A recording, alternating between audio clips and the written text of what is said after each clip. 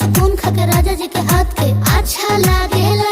कमर ककरी से भइल काटा हराबा हो गलिया लागेला जान टमाटराबा हो गलिया लागेला जान टमाटराबा हो।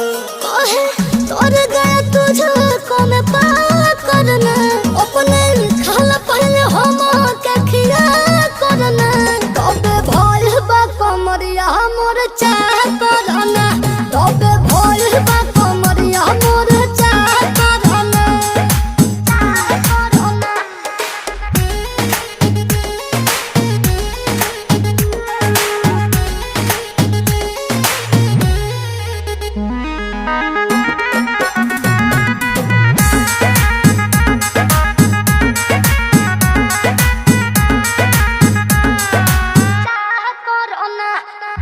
प्रिंस प्रियांशु के प्यार देखे धांसो हर घर